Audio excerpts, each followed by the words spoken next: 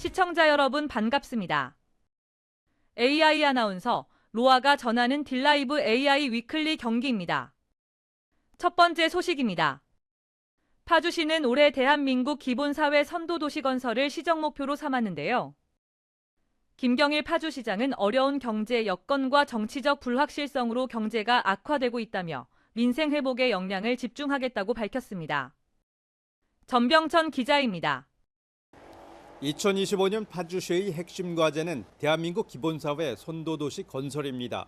김경일 파주시장은 신년 기자회견에서 1인당 10만 원의 민생회복 생활안정지원금 지급과 전국 최대 수준의 파주페이 발행 등을 통해 민생회복에 총력을 다하겠다고 밝혔습니다. 저는 이 부분들이 그 맥을 같이 하는 정책입니다. 그래서 파주시 재정 여건상 이것밖에 못하지만 앞으로는 광역정부나 중앙정부가 나서면 훨씬 더 좋은 기본 사회 정책이 나오리라 생각합니다.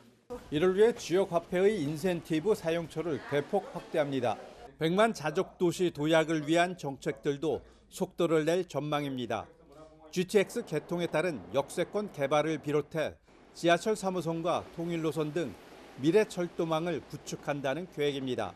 종합병원과 바이오 융복합 단지를 조성하는 파주 메디컬 클러스터 사업과 평화경제특구 지정, 그리고 파주 스포츠 융복합 도시개발 추진도 본격화합니다. 수도권 문화생태 휴양 메카 건설 사업도 가시화됩니다. 율곡선생의 문화유산 보존을 포함해 통일동산 캠핑장 조성을 통한 체류형 관광지 구축, 그리고 DMZ 평화관광도 활성화됩니다. DMZ를 이용한 평화관광은 관광객 위주의 정책을 좀 만들려고 합니다. 그래서 DMZ 안에서 군사분계선 안에 들어가서 할 수 있는 부분들을 좀 더 다양하게 개발해야 된다고 생각합니다.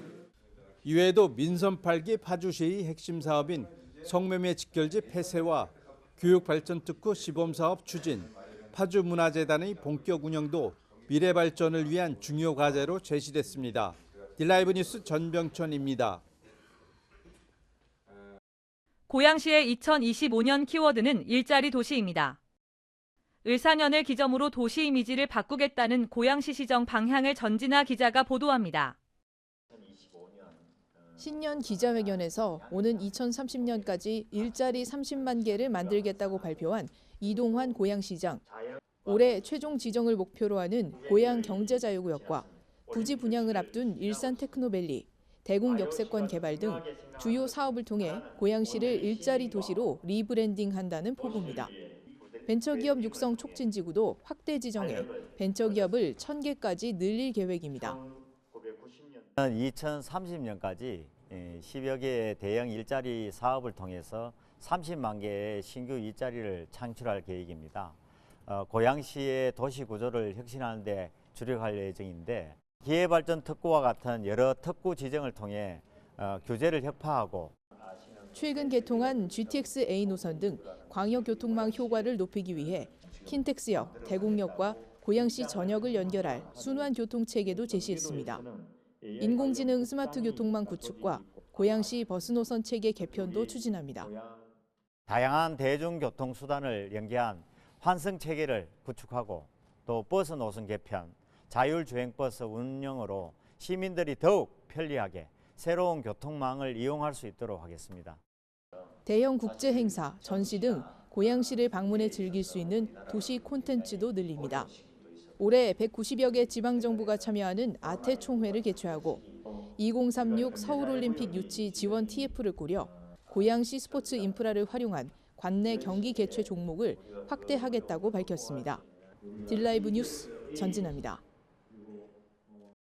고양시 일산에 추진되다 중단된 K컬처밸리 사업 재개 방안을 경기도가 발표했습니다.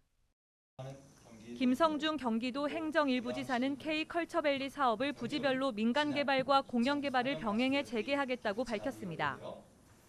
우선 아레나 포함 T부지는 민간 사업자를 공모해 올해 공사 재개를 목표로 추진합니다. 그 외 테마파크와 상업, 숙박시설 부지는 GH 주관 공영개발로 진행해 올해 마스터 플랜을 수립할 계획입니다. K컬처밸리는 고양시 일산동구 장항동 일대 30만여 제곱미터의 K-팝 전문 공연장 아레나와 테마파크 등을 조성하는 사업입니다. 경기도는 지난해 시행자 CJ라이브시티와 K컬처밸리 사업 기본 협약을 해제한 뒤 사업 재개 방안을 검토해왔습니다. 파주시가 민선 8기 핵심 공약 사업인 금촌천 산책로 조성 사업을 마무리했습니다. 이번 조성 사업은 금촌에서 공릉천까지 단절돼 있던 하천변 산책로를 연결하는 사업입니다. 시는 2023년 착공 이후 구역별로 단계적으로 사업을 진행했습니다. 1구간 순달교 공릉천 구간은 제방 둥마루를 포장하고 연결로를 설치했고 2구간 삽교천에는 인도교를 설치해 우회해야 했던 불편을 해소했습니다. 또한 3구간 삽교천 하부에는 산책로를 조성하면서 공릉 용치 산책로와 연결했습니다.